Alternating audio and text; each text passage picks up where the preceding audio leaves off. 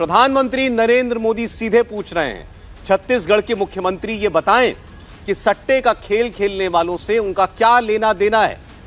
508 करोड़ रुपए के लेन देन का आरोप क्या छत्तीसगढ़ की सरकार बदल देगा? क्या भूपेश बघेल पर सबसे बड़ा दाग लग चुका है, वो भी चुनाव से ठीक पहले? छत्तीसगढ़ के लोग क्या कहते हैं, उन्होंने क्या मन बनाया है, हम आपको दिखाने जा रहे हैं छत्तीसगढ़ का यह सर्वे, सबसे सटीक और साइंटिफिक ओपिनियन पोल। पहले आपको हम मेहमानों से मिलवा दें। हमारे साथ जुड़ रहे हैं मनीष शुक्ला जी, भारतीय जनता पार्टी के प्रवक्ता। मनीष जी, स्वागत है आपका। नितिन भंसाली जी कांग्रेस पार्टी से हमारे साथ हैं। नितिन जी, आपका स्वागत है। और स्टूडियो में हमारे साथ हैं वरिष्ठ पत्रकार हर्षवर्धन त्रिपाठी जी। हर्षवर्धन जी, बहुत स्वागत है आपका स्टूडियो में हमारे। और भावेश झा जी सीरेक्स ने, जिन्होंने ये सर्वे किया है, जिनकी टीम ने ये सर्वे किया है। भावेश, आपका भी बहुत स्वागत है। कल ईडी ने जो आरोप लगाया और सीधे सीधे नाम लेकर आरोप लगाया छत्तीसगढ़ के मुख्यमंत्री भूपेश बघेल के ऊपर, उससे देश की सियासत में जबरदस्त उफान आया हुआ है। आज प्रधानमंत्री छत्तीसगढ़ में थे, राहुल गांधी छत्तीसगढ़ में थे। प्रधानमंत्री ने सीधे सीधे पूछा कि देश को बताना चाहिए भूपेश बघेल को कि आखिर ये सट्टे के व्यापारियों से उनका क्या लेना देना है। प्रधानमंत्री ने जनता से पूछा, मैं भ्रष्टाचारियों के ऊपर कार्रवाई करूं या ना करूं?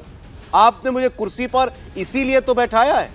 तो भ्रष्टाचार अब एक बड़ा मुद्दा इन चुनावों का भी और 2024 से पहले बन रहा है। लेकिन अभी इस पहले चरण में हम बात करने जा रहे हैं छत्तीसगढ़ के ओपिनियन पोल की, और मैं आपके सामने छत्तीसगढ़ के अलग अलग हिस्सों का ओपिनियन पोल रखूंगा।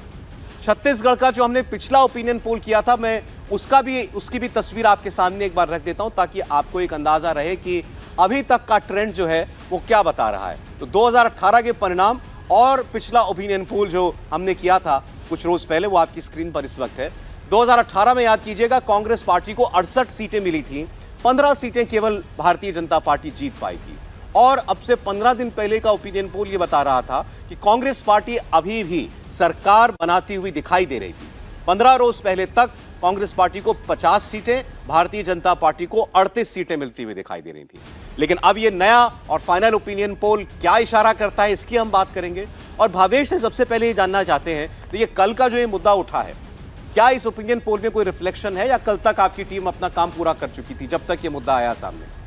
नहीं, ये देखिए, इस ओपिनियन पोल का जितना भी फील्ड वर्क था वो 31 अक्टूबर को ख़त्म हो गया था। तो ये जो मुद्दा, जो करप्शन का, जो स्पेशली जो ये मुद्दा है, ये इस सर्वे में रिफ्लेक्ट नहीं हो रही है। हालांकि करप्शन एक बहुत बड़ा मुद्दा है छत्तीसगढ़ में, जिसको लेके समय समय पर प्रधानमंत्री अमित शाह या और भी जो कई लीडर्स है वहाँ पे उठाते रहते हैं। वो अब देखना होगा कि इस मुद्दे को आगे किस तरह अपोजिशन जो बीजेपी है वो किस तरह प्ले करती है, ताकि उसको फ़ायदा मिलेगा या किस तरह उसको राजनीतिक तौर पे किस तरह उसको एक हथियार बनाती है, वो एक देखने की बात होगी। हर्षवर्धन जी, क्या लेकिन जिस किस्म का इल्जाम कल ईडी ने भूपेश बघेल का नाम लेकर के लगाया है चुनावों के ऐन बीच, क्या इस किस्म का मुद्दा कभी बिल्कुल टर्निंग पॉइंट साबित हो सकता है चुनाव में? देखिए, मैं अक्सर एक बात कहता हूं कि भ्रष्टाचार का मुद्दा कभी स्टैंड अलोन काम नहीं करता है। यानी ऐसे नहीं होगा कि आप कहें कि भ्रष्टाचारी सरकार है, मुख्यमंत्री भ्रष्टाचार करता है, नेता ऐसे घूस ले लेता है। ये सब जानते हैं कि नेता, अधिकारी ये सब घूस लेते ही लेते हैं। हम सब रोज हमारा पाला पड़ता है, सड़क से लेकर ऑफिस तक, बाबुओं से, सबसे पाला पड़ता है। लेकिन एक बात बड़ी स्पष्ट है, अगर किसी महत्वपूर्ण व्यक्ति के साथ कोई तार जुड़ता हुआ दिखे, जैसे हमने कर्नाटक में देखा। कर्नाटक में एक ठेकेदार ने आत्महत्या कर ली, 40% कमीशन का आरोप लगाया, कांग्रेस पार्टी ने उसे जमकर मुद्दा बनाया। और भले उसको सीधे, जिसको हम कहें कि बासवराज बोम्मई से नहीं जुड़ रहा था, लेकिन लगा कि कर्नाटक की जो कांग्रेस की सरकार है वो कुछ भ्रष्टाचार कर रही। चुनाव के ठीक पहले 8 करोड़ रुपया भारतीय जनता पार्टी के एक विधायक के कार्यालय से उसके बेटे के यहां से पकड़ा गया। ठीक है, भारतीय जनता पार्टी ने उसको हटाया, उसको तुरंत गिरफ्तारी हो गई, वो सब अलग बात है। लेकिन उसका नुकसान भारतीय जनता पार्टी को कर्नाटक में चुनाव में देखने को मिला। वही जब कांग्रेस ने कोशिश की मध्य प्रदेश में, वो सफल नहीं हुए, क्योंकि वो चिट्ठी झूठी पाई गई, वो शिवराज सिंह चौहान के ऊपर चिपका नहीं। अब छत्तीसगढ़ की बात करें, मुझे लगता है कि जिस समय में ये महादेव ऐप, जो भिलाई वाला ये महादेव ऐप जो जूस कॉर्नर की दुकान से वहां से यहां तक पहुंचा है, मुझे लगता है कि ये टर्निंग पॉइंट छत्तीसगढ़ के चुनाव का हो सकता है। हालांकि मैं अभी भी ये मानता हूं कि भारतीय जनता पार्टी बहुत पिछड़ चुकी है, ना उसका नेता है वहां, ना उसने समय से कार्यक्रम चलाया, ना 4-4.5 साल लड़ाई लड़ी। Bhupesh Baghel perception management, headline management और हर तरह से बहुत शानदार काम करते रहे, लेकिन अब ये भ्रष्टाचार का आरोप, वो भी ठीक चुनाव के पहले, मुझे लगता है कि टर्निंग पॉइंट बन सकता है। चलिए, अच्छा ठीक है, लेकिन भावेश ने जैसा आपके सामने बताया, जब तक ये आरोप कल सामने आया है, पब्लिक हुआ है ईडी की तरफ से, तब तक हम जो ओपिनियन पोल आपको दिखाने जा रहे हैं उसका डेटा कंपाइल हो चुका था, तो ये सवाल सीधे सीधे लोगों से नहीं पूछा गया है। हम आगे इस पर बात कर सकते हैं कि इसको बीजेपी कैसे भुना सकती है या कांग्रेस पार्टी को क्या इसका नुकसान और कितना नुकसान उठाना पड़ सकता है। मैं आपके सामने आंकड़े रख रहा हूं, उसके बाद हमारे बाकी मेहमानों के पास हम चलेंगे। ओपिनियन पोल की शुरुआत सबसे पहले करते हैं उत्तर छत्तीसगढ़ से, या सरगुजा का इलाका जिसको हम लोग मानते हैं, और यहां 14 सीटें हैं। आज अब 7 तारीख को, आज 4 तारीख हो गई, 2 दिन के बाद जहां पर मतदान होना है, आपको बता दें उसमें 20 सीटों पर मतदान होना है, और उसमें उत्तर छत्तीसगढ़ की ये 14 सीटें भी हैं। उसका सर्वे यहां सरगुजा, रायगढ़, कोरबा, ये इलाके आते हैं, ये इलाके बन करके बनता है उत्तर छत्तीसगढ़। 2018 में यहां की 14 सीटें कांग्रेस पार्टी ने जीत ली थी, तो आप समझिए पूरा स्वीप था, बीजेपी का स्कोर यहां पर 0 था। 2023 के चुनाव से ऐन पहले क्या परिस्थिति बन रही है, सर्वे में क्या दिखाई दे रहा है, आपके सामने अब रख देते हैं हम। उत्तर छत्तीसगढ़ या सरगुजा कह लीजिए, यहां का ओपिनियन पोल क्या बता रहा है। तो यहां आप देखें, कांग्रेस पार्टी अभी भी आपको बढ़त में दिखाई देगी। 10 सीटें इन 14 में से कांग्रेस पार्टी जीत सकती है, यह हमारा सर्वे बताता है। 4 सीटें भारतीय जनता पार्टी जीतती हुई दिखाई देती है अभी जब हम ये सर्वे कर रहे हैं तब। तो 4 और 10 ये अनुपात दिखाई दे रहा है भारतीय जनता पार्टी और कांग्रेस का। बीजेपी ने पिछली बार के अपने सबसे खराब प्रदर्शन को कुछ बेहतर किया है, 4 सीटों तक पहुंच रही है। कांग्रेस पार्टी को 4 सीटों का यही नुकसान होता हुआ हमें दिखाई दे रहा है, लेकिन अभी भी आप कह सकते हैं काफी मार्जिन से कांग्रेस पार्टी ही आगे है। मैं बाकी की जो दक्षिण छत्तीसगढ़ की 12 सीटें हैं वो भी आपके सामने रख देता हूं। तो इसके अलावा इसमें वो फर्स्ट फेज की सभी 20 सीटें शामिल हो जाएंगी। दक्षिण छत्तीसगढ़ यानी बस्तर के इलाके का ओपिनियन पोल भी आपकी स्क्रीन पर अब आने जा रहा है। ये 12 सीटें हैं, देखिएगा, और यहां भारतीय जनता पार्टी 4 सीटें, कांग्रेस पार्टी 8 सीटें जीतती हुई दिखाई दे रही है। तो इसी के साथ आपके सामने अब 26 सीटों का ओपिनियन पोल जो है वो आ चुका है। 90 में से 26 सीटों का ओपिनियन पोल आपके सामने हम रख चुके हैं। कांग्रेस पार्टी 18 सीटों पर आगे दिखाई देती है, 8 सीटों पर भारतीय जनता पार्टी दिखाई दे रही। तो अभी आप गैप देखिए स्क्रीन पर, आपकी जो टैली चल रही है। ओपिनियन पोल ये मानता है कि इन 26 सीटों में 18 कांग्रेस और 8 भारतीय जनता पार्टी जीत सकती है। ये लोगों की राय से हमने ये डेटा ये कंपाइल किया है, सीटों में उसको परिवर्तित करें तो यह आंकड़ा सामने दिखाई देता है। तो आइए हमारे पॉलिटिकल मेहमानों के पास चलते हैं। मैं नितिन भंसाली जी से शुरुआत करना चाहूंगा। नितिन जी, आप सर्वे में अभी तक हमने जो ट्राइबल बेल्ट है उत्तर और दक्षिण छत्तीसगढ़ की उसकी बात की है, आगे दिखाई दे रहे हैं। अब देखना यह है कि ये जो 506-8 करोड़ वाला बम जो कल ईडी ने फोड़ा है, इसमें कितनी ताकत है, ये आपके ग्राफ को कहीं नीचे खींच न ले जाए। जी, छत्तीसगढ़ कांग्रेस की पटेल जी की सरकार अपने लोक कल्याणकारी योजनाओं और कार्यों को लेकर आप जनता के बीच है। आप देख सकते हैं 2018 के बाद जितने भी चुनाव हुए छत्तीसगढ़ में, उपचुनाव में, चाहे विधानसभा के उपचुनाव हुए, चाहे लोकल बॉडी के उपचुनाव में, नगर पंचायतों को हुए, सभी में कांग्रेस के प्रत्याशियों ने बम्पर जीत हासिल की। यहाँ पर आपका ओपिनियन पोल भी मैं देख रहा था, तो ओपिनियन पोल में मुझे ऐसा लगता है कि ये जो आप अभी सीटें बता रहे हैं, इससे कहीं ज्यादा सीटें हम यहाँ पर जीत रहे हैं। अभी वर्तमान में 90 विधानसभा के छत्तीसगढ़ में 71 विधायक कांग्रेस के मौजूदा स्थिति में है। तो हमने तो इस बार एक नारा दिया है, अब की बार 75 पार। हम तो 71 के ऊपर 75 पार की दिशा में लगातार काम कर रहे हैं। और जैसा कि मैंने कहा कि छत्तीसगढ़ राज्य में जो इन 5 वर्षों में लोक कल्याणकारी कार्य कांग्रेस की सरकार में हुए, हम उनको लेकर जनता के पीछे, जनता हाथों हाथ ले रही है और जन आशीर्वाद लगातार कांग्रेस को मिलता है और पुनः हम प्रचंड बहुमतों से 75। नहीं नितिन जी, आप कह रहे हैं कि ये ईडी के सीधे मुख्यमंत्री के ऊपर करप्शन का इल्जाम लगाने से 508 करोड़ रुपया उनको पहुंचाया, इस किस्म के आक्षेपों का कोई असर नहीं होगा जनता के मन पर। सौरभ जी, आपका नाम सौरभ शर्मा जी है, ठीक है। मैं कहता हूं मैंने आपको कल 10 करोड़ रुपए दिए, मैंने दिए आपको। क्या कोई भी व्यक्ति किसी के लिए भी बोल देगा कि मैंने पैसे दिए, किसी को पकड़ लोगे तो मान लेगा कोई? ईडी के प्रेस नोट को आप पढ़िए, उसमें लिख रहा है कि फलाना व्यक्ति पकड़ा है, फलाने व्यक्ति ने बोला कि इतने करोड़ रुपए हमने यहाँ की राज्य सरकार को दिए, पर उसने बोला, इन्होंने माना, पर नीचे में उन्होंने ईडी के प्रेस नोट पे आप देखिए एक लाइन और लिखी है कि जांच का विषय है। तो ये प्रेस नोट अभी जारी करने की क्या आवश्यकता थी? हर एक्शन आप देखिए, चाहे कांग्रेस का राष्ट्रीय अधिवेशन होता है छत्तीसगढ़ में तब ईडी के छापे पड़ते हैं, जब कोई इलेक्शन होता है तब ईडी के छापे पड़ते हैं। तो यहाँ पर जो है हम इलेक्शन बीजेपी और ईडी के साथ लड़े। ईडी छत्तीसगढ़ में नहीं पूरे भारत में भारतीय जनता पार्टी की फ्रंटल ऑर्गेनाइजेशन के तौर पर यहाँ पर काम कर रही है। जी, ठीक। साथ में आप देखिएगा न्यायालय में ध्वस्त हो जाएंगे। यूं हवाई बातें यदि ईडी कर रही है किसी के दबाव में, माननीय मुख्यमंत्री जी भूपेश बघेल जी ने पहले ही कहा था कि मोदी जी आ रहे हैं, अमित शाह आ रहे हैं, पीछे ईडी और आईटी आएगी, वो बिल्कुल सही हुआ। चले, अच्छा ठीक है, तो मनीष जी से उनकी प्रतिक्रिया ले लेते हैं। कांग्रेस पार्टी कह रही है ईडी भी काम ना आ पाएगी इस चुनाव में। मनीष जी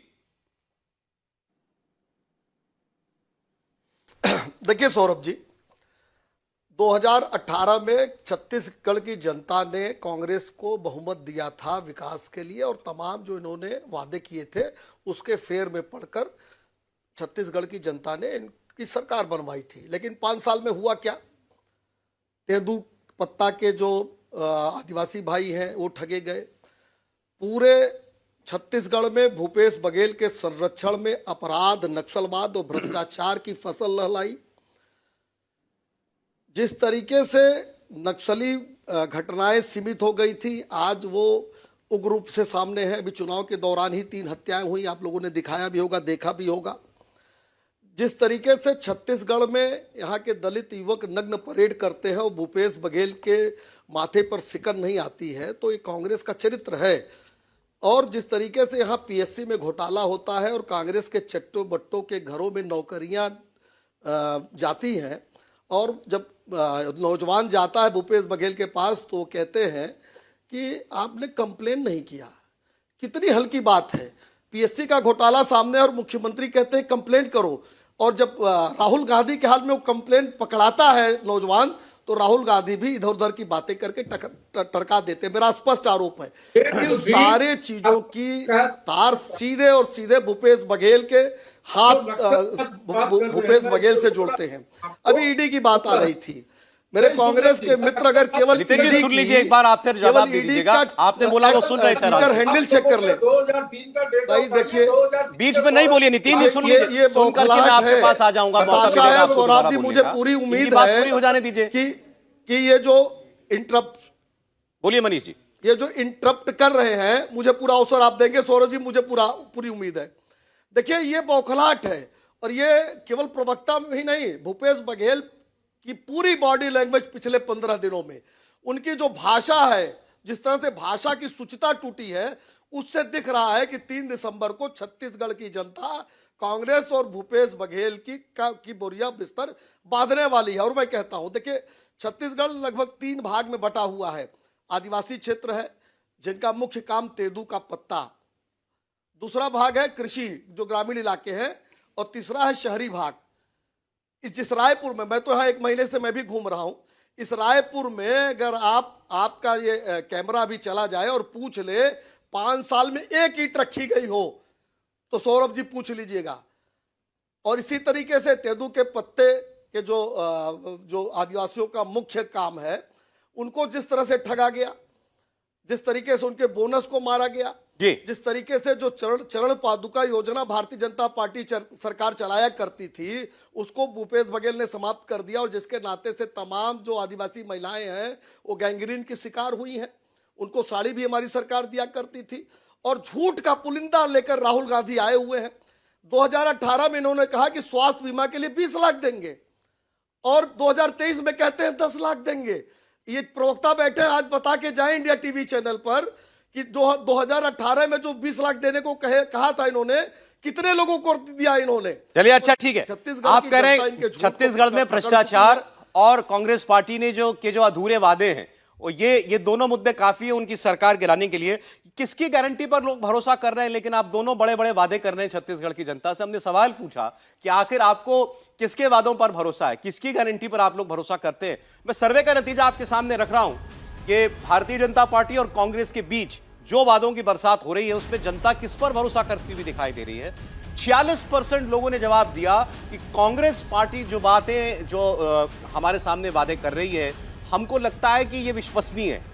39% लोगों ने भारतीय जनता पार्टी का नाम लिया। इसमें 60% का गैप जो है वो आपको दिखाई देगा। यानी कांग्रेस पार्टी पर भरोसा करने वालों की तादाद ज्यादा दिखाई देती है। क्या आप इसको ऐसे भी समझ सकते हैं कि कांग्रेस पार्टी का पक्ष ज्यादा मजबूती से जो लोग समझते हैं उनकी तादाद इसमें ज्यादा आपको दिखाई दे रही है? ये एक पहले सवाल का मामला था। अभी देखिए, आप ही अपनी बात पूरी कर लीजिए मनीष जी।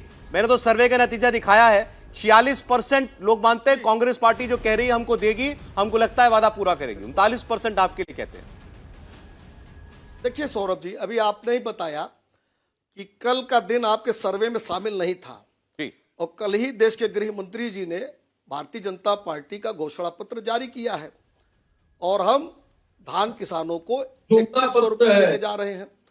तेदू पत्ता के जो लोग हैं उनको 5500 रुपये प्रति मानक बोरा देने जा रहे हैं और 4500 हम उनको बोनस भी देंगे। साथ साथ चरण पादुका सहित तमाम योजनाओं को लागू करेंगे। ठीक है। भूपेश बघेल ने जिस तरीके से गरीबों के घर को नहीं बनने दिया, प्रधानमंत्री आवास योजना को रोक कर रखा, 18 लाख घर हम यहां बनाएंगे और निर्मल जल नल से पहुंचाने का काम 2 साल चलिए, अच्छा ठीक है। देखिए, वैसे बीजेपी ये कह सकती है कि भाई कहा है यहाँ के कांग्रेस पार्टी के वादे या कांग्रेस पार्टी की गारंटी तो जनता के बीच में काफी वक्त से पहले चल रही थी, लेकिन बीजेपी का तो मैनिफेस्टो कल ही जारी हुआ है। तो बीजेपी खास तौर पर क्या देगी लोगों को अगर सरकार में चुनकर के आती है? तो ये तो लोग जानते ही नहीं थे, तो वो सर्वे में भी शामिल नहीं है अभी तक। भावेश?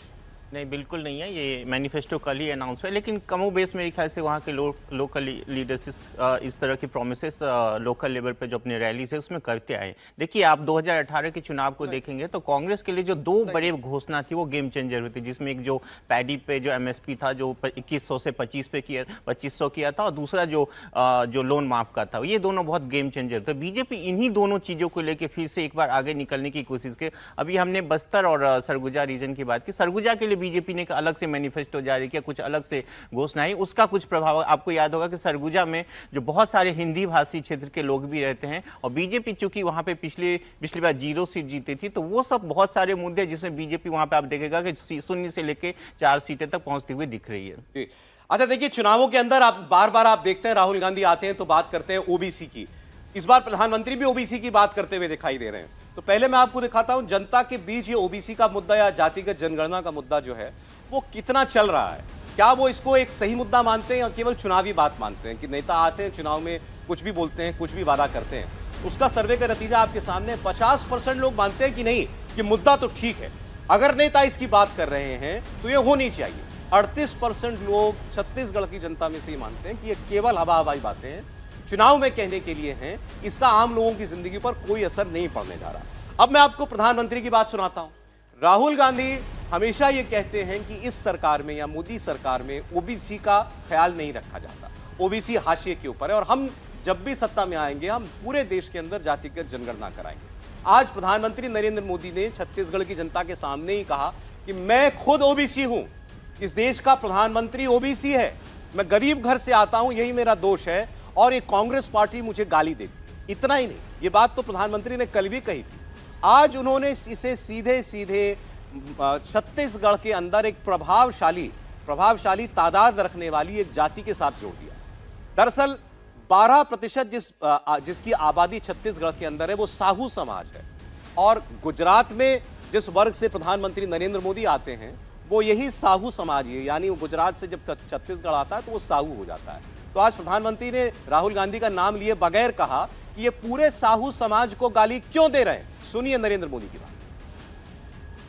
कांग्रेस पूरे ओबीसी समाज को क्यों गालियां दे रही है? मोदी अगर ओबीसी हैं तो इसमें पूरी ओबीसी जाति का क्या गलती है भाई? आखिर क्यों कांग्रेस छत्तीसगढ़ के साहू समाज को गालियां दे रही है? क्यों कांग्रेस पूरे साहू समाज को चोर बता रही है? कांग्रेस के एक नेता, मैं नाम नहीं लेना चाहता, मोदी को गालियां देने के साथ ही पूरे ओबीसी समाज को गालियां देते फिरते हैं और मोदी पूरे समाज को चोर कह दिया। कोर्ट ने सजा ठोक दी और सुप्रीम कोर्ट ने भी सजा माफ नहीं की, जेल जाने की थोड़ा मौका थोड़ा लंबा कर दिया है बस। मैं जानता हूं छत्तीसगढ़ का ओबीसी समाज, पूरे देश का ओबीसी समाज ऐसी कांग्रेस को कभी माफ नहीं करेगा। हर्षवर्धन जी, हम लोग कल बात कर रहे थे ये पिच राहुल गांधी की आप खेल रहे हैं, बैटिंग कर रहे हैं, इस पर प्रधानमंत्री मोदी, और आज तो उन्होंने अपनी जाति भी बता दी, नाम लेके बता दी। देखिए, मुझे लगता है कि जब भी ओबीसी की चर्चा होगी तो अगर लालू प्रसाद यादव करें, तेजस्वी जी करें, अभी अखिलेश जी करें, तो उन लोगों को तो लाभ फिर भी हो सकता है। क्यों हो सकता है? क्योंकि लोकसभा चुनाव में नरेंद्र मोदी के चेहरे पर यादव भी भाग जाता है। ये हम लोगों ने देखा है उत्तर प्रदेश में भी और बिहार में भी, वरना 40 में से 39 सीटें जीत जाए बीजेपी और जेडीयू, ये असंभव था। लेकिन राहुल गांधी अगर ये कहते हैं तो दो चीजें हैं। एक तो बैगेज उनके ऊपर बहुत भारी है, जितना ओबीसी का विरोध, ओबीसी को आरक्षण देने से लेकर, मंडल आयोग लागू करने से लेकर, इंदिरा गांधी जी का, राजीव गांधी जी का, और सोनिया जी के समय में भी, सोनिया जी जब एनएसी की चेयरपर्सन थी, एक तरह से सुपर प्राइम मिनिस्टर थी, तब भी नहीं हो पाया। तो राहुल गांधी कहते हैं तो पहले तो बैगेज आएगा। दूसरा क्या आएगा? जब वो बार बार कहेंगे कि ओबीसी कहां है, ओबीसी कहां है, तो नरेंद्र मोदी तो कह रहे हैं कि भाई मैं तो जाति से हूं, मैं अपनी जाति बता रहा हूं। आप अपनी जाति बताइए, राहुल गांधी अपनी कौन सी जाति बताएंगे? मुझे लगता है कि वहां जाकर वो फिर से फंसेंगे। तीसरा स्टेप क्या होता है? तीसरा वो कहते हैं प्रतिनिधित्व, किसका कितना सांसद विधायक, तो वो तो गिना रहे हैं कि हमारे 89 सांसद, 85 सांसद हो गए, इतने एमएलसी हो गए, इतने एमएलए हो गए, आप बताइए क्या? तो फिर वहां कांग्रेस पार्टी कमजोर पड़ती है। और कांग्रेस पार्टी एक जगह निश्चित तौर पर आगे पड़ती है, जो छत्तीसगढ़ में जहां हम लोग बात कर रहे हैं, वहां भूपेश बघेल ओबीसी समाज से आते हैं। लेकिन जितने बघेल उतने साहू, ये भारतीय जनता पार्टी की रणनीति है कि आप बघेलों का वोट अगर नहीं हासिल कर रहे हैं, यानी जिसको हम और समझने के लिहाज से कहें तो कुर्मी वोट नहीं हासिल कर रहे हैं। और यहां एक चीज समझिए, उस दिन जब खेत में गए थे राहुल गांधी, तो उनके अगल बगल टीएस सिंहदेव और दूसरे प्रदेश अध्यक्ष भी थे। क्यों थे? आप सरगुजा का जो दिखा रहे हैं, उसी राजवंश से आते हैं टीएस सिंहदेव, और टीएस सिंहदेव को कहा गया था कि 2.5 साल मुख्यमंत्री बनाएंगे।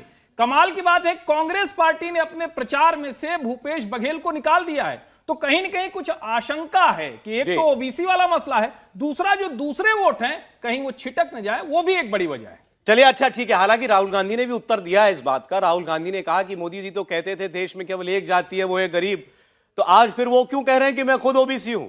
इस पर आगे हम बात करेंगे। कांग्रेस पार्टी के मेहमान भी हमारे साथ जुड़े हुए, संजीव श्रीवास्तव जी भी जुड़ गए हमारे साथ, सीनियर जर्नलिस्ट हैं। स्वागत है संजीव जी आपका भी। लेकिन ये भी एक अजब कोइंसिडेंस है, मैं आपका स्वागत भी कर रहा हूं और ब्रेक के लिए भी जा रहा हूं, तो लौटूंगा तो फिर आपके पास आता हूं ब्रेक के बाद। एक छोटा सा ब्रेक ले रहे हैं, आप देखते रहिए ओपिनियन पोल छत्तीसगढ़ का, और इसके बाद बारी राजस्थान की भी है।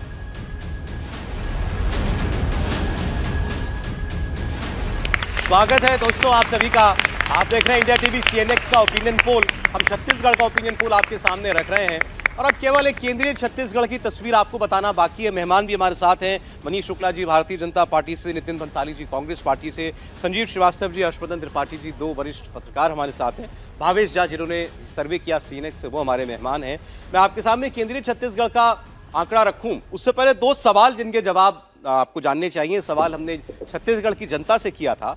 अब बीजेपी ने अपने मैनिफेस्टो में राम मंदिर के दर्शन करने की बात लिखी है, कहा है कि हम आएंगे तो आपको राम मंदिर के दर्शन कराएं। राम मंदिर हम सब जानते हैं बन करके तैयार हो जाएगा जनवरी महीने में, प्रधानमंत्री प्राण प्रतिष्ठा के मौके पर वहां पर मौजूद होंगे। इस मुद्दे को लोग कितना गंभीरता से लेते हैं, इसका जवाब आपको मिलने जा रहा है। सवाल था कि आप अगर आप राम मंदिर बनेगा तो आप जाएंगे वहां दर्शन करने के लिए? 28% लोगों ने कहा हम तुरंत जाएंगे, 46% लोगों ने कहा हम जाएंगे, जरूर जाएंगे, बाद में जाएंगे, 1% लोगों ने कहा कि नहीं हमारे लिए कोई मुद्दा नहीं है, ना हमारी आस्था का मुद्दा वो मानते हैं इसको, हम नहीं जाएंगे, अयोध्या नहीं जाएंगे। लेकिन आप देखिए इसके ये ज्यादातर लोगों के लिए राम मंदिर एक इमोशनल मुद्दा है, आस्था से जुड़ा हुआ, विश्वास से जुड़ा हुआ मुद्दा जरूर दिखाई देता है। दूसरी ओर भूपेश बघेल है। भूपेश बघेल खास तौर पर अपने आप को जिस तरीके से छत्तीसगढ़ की आइडेंटिटी के साथ जोड़ते हैं, छत्तीसगढ़ के कल्चर के साथ वो जोड़ते हैं, इसको लेकर के उन्होंने कई कार्यक्रम भी शुरू किए हैं। क्या उनकी एक खास इमेज बनी लोगों की नजर में? इसका जवाब भी आपके सामने है। लोगों को भूपेश बघेल का ये ठेठ छत्तीसगढ़िया अंदाज कैसा लगता है? 51% लोगों ने कहा भूपेश बघेल हमें अपने लगते हैं, भूपेश बघेल छत्तीसगढ़ को रिप्रेजेंट करते जैसे लगते हैं। 40% लोगों ने इसके खिलाफ राय अपनी दी है, 9% लोगों ने कहा इस पर हमारी कोई राय नहीं है। अभी 64 सीटें छत्तीसगढ़ की मैं आपके सेंट्रल छत्तीसगढ़ की आपके सामने रखूंगा, तो पूरा सर्वे आपके सामने साफ हो जाएगा। एक बार संजीव श्रीवास्तव जी के पास जाना चाहते हैं। संजीव जी, पहले तो कल ये जो ईडी का बम फटा है 508 करोड़ वाला, इसके बारे में आपकी क्या राय है? और जो सर्वे आएगा, नतीजा जो अभी थोड़ी देर में मैं बस चंद मिनटों में रख रहा हूं सामने, उसमें इसका असर नहीं है क्योंकि तब तक ये सर्वे तो पूरा हो चुका था। लेकिन आपको इतना बड़ा मुद्दा लगता है कि एक इलेक्शन डिसाइड कर दे? मुझे नहीं लगता। देखिए, इस बात में कोई शक नहीं है कि कानून अपना काम करे, मामला क्या है, सही है या गलत है, लेकिन जो इसकी टाइमिंग है ना, चुनाव से, वोटिंग से बस 3-4 दिन पहले, 7 नवंबर को वहां वोट पड़ना है, 3-4 दिन पहले ये छापामारी हुई है, तो उससे लोगों के अब इतने हम अपने वोटर को, मतदाता को नहीं समझ सकते कि वो कम समझ है या उसकी इतनी बुद्धि नहीं है कि वो इसको सीधे सीधे राजनीति से जोड़ के देखता है। कानून अपना काम करेगा, ये सब बातें सही हैं, लेकिन कानून अपना काम उसी हफ्ते क्यों कर रहा है जिस हफ्ते वोटिंग होने वाली है? भाई, मामला कई दिन से चल रहा है, आगे भी चलता रहेगा, तो उस टाइमिंग को लेके एक संदिग्ध उसमें सवाल उठता है और वो घेरे में आते हैं, तो जितना उसका नुकसान होना होता है उतना ही उसके सपोर्टर्स और एक तरह से सक्रिय होके निकल के ठीक है कि संजीव जी, लेकिन क्या आपको लगता है इससे मुख्यमंत्री भूपेश बघेल की छवि पर कोई असर पड़ेगा? देखिए, छवि पर असर पड़ेगा, लेकिन ज्यादातर उन लोगों के मन पे पड़ेगा जो पहले ही शायद उसके पक्ष में नहीं होंगे। वो और पक्का हो जाएंगे कि नहीं नहीं, देखो हम तो पहले ही कहते थे ये गड़बड़ आदमी है, सही नहीं है, कांग्रेस पार्टी करप्ट है, बघेल का मामला संदिग्ध है। लेकिन जो उसके पक्ष में होंगे वो भी और पक्के हो जाएंगे, वो कहेंगे देखो अब हमारे नेता को और फंसाने की कोशिश हो रही है इन मौके। तो ये जो बिल्कुल उस टाइमिंग पे जो छापामारी हो रही है ना, चाहे राजस्थान में चाहे छत्तीसगढ़ में, उसका लाभ कम, हानि होने की संभावना मुझे ज्यादा लगती है। काउंटर प्रोडक्टिव मूव्स हैं। आप नीडलेस एक सिंपैथी जनरेट कर रहे हो।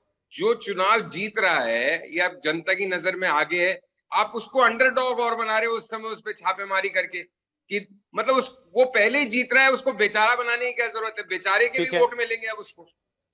ठीक है, अगर कुछ लोगों को लगता है कि इसका नुकसान हो सकता है भूपेश बघेल को, तो उनको सिंपैथी भी मिल सकती है, ऐसा भी समझा जा सकता है। हर्षवर्धन जी, बिल्कुल नहीं, देखिए संजीव जी जो कह रहे हैं वो आमतौर पर राजनीति में यूं ही होता है, लेकिन जो मैंने शुरू में भी कहा, तब संजीव जी जुड़े नहीं थे, कि कर्नाटक में जैसे था, बासवराज बोम्मई के ऊपर कोई आरोप ही नहीं थे। भूपेश बघेल पर तो लंबे समय से आरोप हैं। कौन सी एजेंसी नहीं है जो जांच नहीं कर रही? शराब घोटाले की जांच, बड़े बड़े अधिकारी वहां से भगोड़े हो जाते हैं, जो गोबर का कहें कि उपला, कंडी, गोठान, जो कहिए जिस भाषा में आप समझते हो, उसका तक घोटाला हो गया। और ये जो महादेव ऐप वाला है, ये इसी 5 साल में इतना बड़ा आदमी हो गया, सट्टेबाजी करा करा के। आप पूरे भिलाई दुर्ग के एरिया में चले जाइए, सौरभ चंद्राकर के कारनामे, जूस कॉर्नर से कैसे इतना बड़ा आदमी बन गया, वो सब बताएंगे। जब ये इस तरह से होता है तो ठीक बात है कि दोनों तरफ की खेमेबंदी पक्की होगी, लेकिन क्या लोगों के मन में यह संदेह नहीं आएगा कि कांग्रेस पार्टी ने क्यों भूपेश बघेल को आखिरी समय में चेहरा नहीं बनाया? एक प्रचार सामग्री है जो सरकार की तरफ से आती है, उसमें भूपेश बघेल दिखते हैं, टीएस सिंहदेव तक नहीं दिखते। प्रदेश अध्यक्ष को छोड़ दीजिए, जो छत्तीसगढ़ प्रदेश कांग्रेस कमेटी की प्रचार सामग्री है, आप पूरे इलाके में, पूरे छत्तीसगढ़ में घूम जाइए, आप कहीं की भी फोटो खींच लीजिए कांग्रेस की प्रचार सामग्री की, उसमें आपको 5 नेताओं की फोटो मिलेगी। भूपेश बघेल नहीं मिलते हैं अकेले। इसका मतलब क्या हुआ? जनता के मन में संदेह आता है कि क्या ऐसा तो नहीं कि ये छवि गड़बड़ हो रही थी? कांग्रेस ने भी कहा भाई एक गुंजाइश लेकर रखो, वो सब भी काम करता है। और जब पैसे मिलते हैं ना, करोड़ों रुपए सामने मिलते हैं, और फिर तब लिंक जुड़ता हुआ दिखता है, तो उसका असर कभी कभी पड़ता है। एकदम से पड़ जाएगा ये मतलब तय करके बता पाना थोड़ा मुश्किल है। एक बार नितिन जी इसका उत्तर दे दें, कांग्रेस पार्टी से हमारे साथ हैं। नितिन जी, पहले भूपेश है तो भरोसा है, ये नारा देने वाली कांग्रेस पार्टी ने बाद में उनके नाम पर चुनाव अपना कैंपेन खड़ा करने से क्यों लगता है, ऐसा लगता है कि दोबारा विचार किया? अब कलेक्टिव लीडरशिप की बात हो रही है। देखिए, आज पार्टी का चेहरा भूपेश बघेल ही है। हम तो आज भी कह रहे हैं भूपेश है तो भरोसा है। इनके पास कौन सा चेहरा है भारतीय जनता पार्टी के पास? और रहा सवाल, ये लगातार मैं सुन रहा हूं अभी डिबेट में कि ईडी के छापे पड़े, ईडी ने 518 करोड़ रुपए पकड़े या जो भी किया, और उन्होंने आरोप लगाया कि इसको दिया उसको दिया। तो सौरभ जी, मैंने आपको ही बोला अभी थोड़ी देर पहले, मेरे भाजपा के साथी प्रवक्ता बैठे, मैंने इनको 5 करोड़ रुपए दिए परसों, ये बताएं किस चीज के दिए हैं? तो ऐसे बोलने से बात नहीं बनती है। तो इस प्रकार के आरोप लगाकर, जहां पर भारतीय जनता पार्टी के जिन राज्यों में सरकार नहीं है, उन राज्यों में भाजपा इस प्रकार का माहौल लगातार बनाते आ रही है।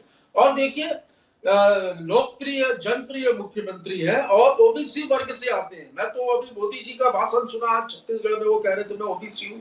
ये कभी कभी किसी और कास्ट के हो जाते हैं, कभी एनसीसी कैंडिडेट हो जाते हैं, कभी कहते हैं मैंने स्टेशन पर चाय बेची, कभी कभी कहते हैं मैंने 25 साल भिक्षा मांग के खाई। तो इनका तो कोई ठिकाना ही नहीं है। और यहाँ पर आकर छत्तीसगढ़ में जो भाषण देकर गए हैं, और कल जो एक जुमला पत्र भारतीय जनता पार्टी ने जारी किया, उस विषय में भी बोल दूं कि एक पढ़ने वाला बच्चा होता है, वो जब आगे की बेंच पे बैठ के एग्जाम में लिखते रहता है तो पीछे से कोई नकल करता है उसकी। तो नकल करने के लिए भी भाई साहब अकल चाहिए। हमारी जो घोषणा है, जो हमारी गारंटियां लगातार हम पिछले 15 दिनों में राहुल गांधी जी, प्रियंका गांधी जी, भूपेश जी ने जो लगातार गारंटियों की घोषणा की, उसकी कॉपी करने का काफी हद तक प्रयास किया। तेंदुपत्ता संग्राहकों को ये कहे कि वहां पर चप्पल देंगे बोला। तो मैं बता दूं आपको शायद जानकारी नहीं होगी, भारतीय जनता पार्टी के शासनकाल में चप्पल बांटते थे, उनको आदिवासियों को एक चप्पल 5 नंबर की और एक चप्पल 7 नंबर की देते थे। अच्छा। ऐसा वहां पर मजाक किया। और चलिए, अच्छा ठीक है। अब आपकी घोषणाएं, आपके वादे और इनके वादे अब सब लोगों के बीच में क्या बता रहा है, लोगों का मिजाज क्या बन रहा है। एक मैं आपके सामने अब सर्वे खोल रहा हूं, छत्तीसगढ़ की 64 सीटों वाला ये केंद्रीय जो छत्तीसगढ़ का इलाका है, इसका सर्वे आपके सामने रख रहा हूं। बिलासपुर, जांजगीर चांपा, राजनांदगांव, दुर्ग, रायपुर, महासमुंद, सारे इलाके इसके अंदर आते हैं। 2018 में कांग्रेस ने यहां पर 43 सीटें जीती थी, बीजेपी को मिली थी केवल 14 सीटें। इस बार क्या होने जा रहा है, क्या देख रहा है सर्वे लोगों की निगाह से, वो मैं आपके सामने अब रख रहा हूं। 64 सीटों का सेंट्रल छत्तीसगढ़ का सर्वे। तो देखिए, भारतीय जनता पार्टी इस क्षेत्र में आज की परिस्थिति में 27 सीटें जीतती हुई हमें दिखाई देती है, और ये एक बहुत बड़ा इंप्रूवमेंट है 2018 की तुलना में। 14 सीटें ज्यादा 2018 से है इस क्षेत्र में। लेकिन अभी भी कांग्रेस पार्टी इस क्षेत्र में भी नंबर 1 पार्टी बनकर 34 सीटों के साथ जीत हासिल कर सकती है। और आप देखिए, इसी के साथ पूरे छत्तीसगढ़ का सर्वे आपके सामने आ चुका है। 90 सीटों का सर्वे, 52 सीटें कांग्रेस पार्टी जीतती हुई दिखाई देती है, 35 भारतीय जनता पार्टी, 3 सीटें अन्य के खाते में जा सकती हैं, अन्य जीत सकते हैं। तो एक बार फिर मतलब साफ है, 46 सीटें चाहिए सरकार बनाने के लिए, पूर्ण बहुमत की सरकार बनाने के लिए। उससे ज्यादा 6 सीटें ज्यादा और कांग्रेस पार्टी जीतती हुई दिखाई देती है। मतलब एक बार फिर दूसरी बार लगातार कांग्रेस पार्टी अपनी सरकार बना सकती है छत्तीसगढ़ के अंदर। छत्तीसगढ़ में कांग्रेस की सरकार रिपीट हो सकती है और 15 साल राज करने वाली भारतीय जनता पार्टी को हो सकता है 10 बरस का ये वनवास कम से कम झेलना पड़े। ऐसा सर्वे को देख करके अभी लगता है। अब ये महादेव ऐप वाला मामला, भूपेश बघेल को 500 करोड़ रुपया मिला, इस किस्म के आरोप और आक्षेप, इनका कितना असर पड़ेगा, ये बीजेपी इसको कितना अपने कैंपेन में आगे बढ़ा पाती है, वो देखने लायक होगा। क्योंकि अभी चुनाव में पहले चरण में भले ही 3 रोज का वक्त है, लेकिन अभी आगे 15 दिनों के बाद ज्यादा सीटों पर वोट पड़ने हैं। वोट शेयर पर एक नजर डाल लेते हैं, तो इसमें आपको एक अंतर साफ स्पष्ट दिखाई देगा जो सीटों में भी दिखाई दे रहा है।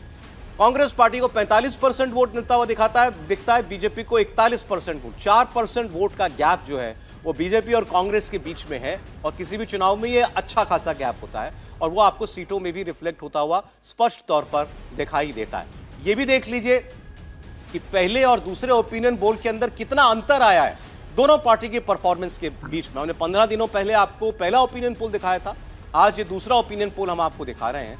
21 अक्टूबर से 4 नवंबर आते आते कितना अंतर पड़ा भारतीय जनता पार्टी और कांग्रेस के ग्राफ में, ये आप देखेंगे। अभी आपकी स्क्रीन पर वो अंतर आने जा रहा है। और बीजेपी के लिए चिंताजनक बात होगी कि इन 15 दिनों के अंदर बीजेपी नीचे जाती हुई दिखाई दी है।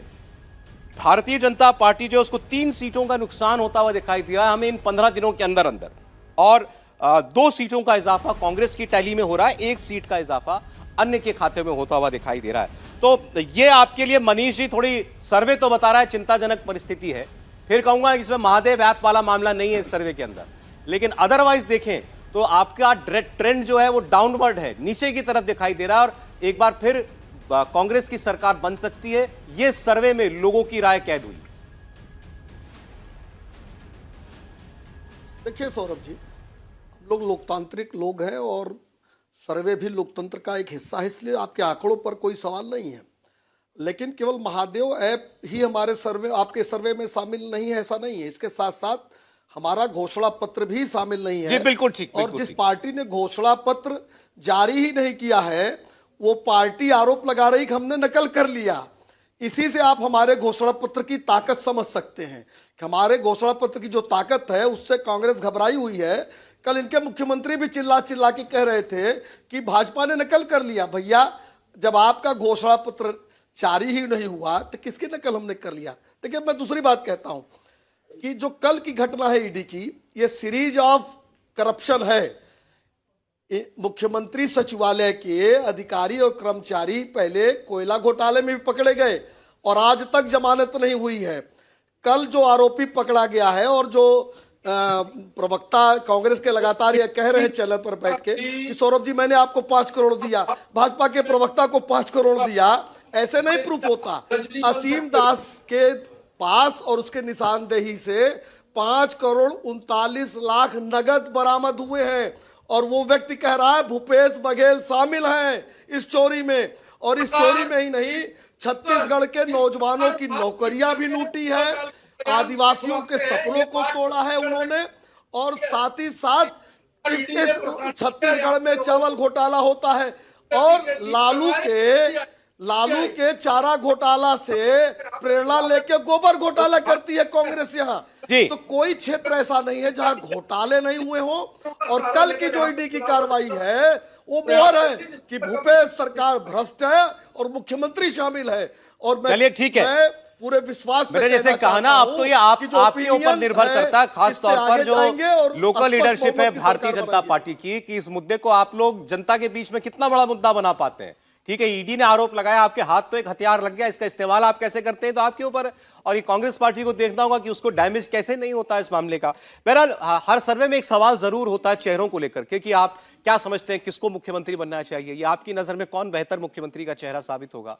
तो इसका जवाब भी आप देख लीजिए। 5 साल भूपेश बघेल मुख्यमंत्री रह लिए हैं, 15 साल रमन सिंह मुख्यमंत्री रह चुके हैं बीजेपी के। आज की परिस्थिति में 45% लोग मानते हैं कि भूपेश बघेल मुख्यमंत्री होने चाहिए, 34% लोग डॉक्टर रमन सिंह का नाम लेते हैं और केवल 6% लोग टीएस सिंहदेव कांग्रेस पार्टी के, अरुण साव जो बीजेपी के प्रदेश अध्यक्ष हैं उनका केवल 5% लोग नाम दे रहे हैं। तो लड़ाई तो केवल डॉक्टर रमन सिंह और भूपेश बघेल के बीच में है, लेकिन उसमें भी आप देखिए 10% से ज्यादा का गैप आपको भूपेश बघेल के पक्ष में दिखाई देता है।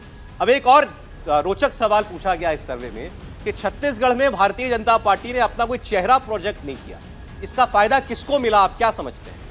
54% लोग ये मान रहे हैं कि इसका फायदा कांग्रेस पार्टी को मिला है। मतलब अगर रमन सिंह को या किसी और को चेहरा बनाया होता, ये बताया होता कि हम जीते तो ये मुख्यमंत्री बनेंगे, तो इसका भारतीय जनता पार्टी को लाभ होता, ऐसा ज्यादातर लोगों को लगता है। तो क्या ये कहीं कोई चूक है भारतीय जनता पार्टी की रणनीति में? एक क्विक कमेंट में संजीव जी का और हर्षवर्धन जी का इस पर चाहूंगा। संजीव जी पहले। नहीं, मुझे लगता है कि अगर वो कोई चेहरा प्रोजेक्ट करते तो उसका लाभ होता बीजेपी को। लेकिन बीजेपी की छत्तीसगढ़ के संदर्भ में प्रॉब्लम ये थी कि रमन सिंह एक लोकप्रिय चेहरा नहीं है स्थानीय तौर पे।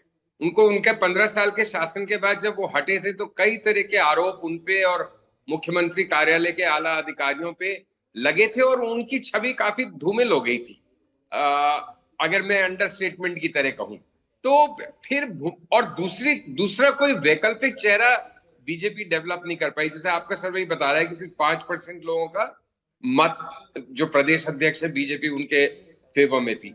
तो ये एक प्रॉब्लम हो गई बीजेपी के लिए बड़ी छत्तीसगढ़ के संदर्भ में कि पुराने मुख्यमंत्री का चेहरा जनता में उस तरह का अट्रैक्शन पैदा नहीं कर रहा था और मोदी जी अपने चेहरे पे विधानसभा में एक सीमा के आगे पार्टी को नहीं ले जा सकते। उसके बावजूद उन्होंने रमन सिंह को लास्ट मिनट में उसको टिकट दिया और थोड़ा प्रोजेक्शन हुआ, उसकी वजह से थोड़ा बहुत फाइट में आए, लेकिन उसकी वजह से थोड़ा बहुत नुकसान भी भुगतना पड़ रहा है। चलें ठीक सर, राजस्थान पर बढ़ना होगा मुझे, उससे पहले जरा इसका एक जवाब हर्षवर्धन जी का भी आ जाए।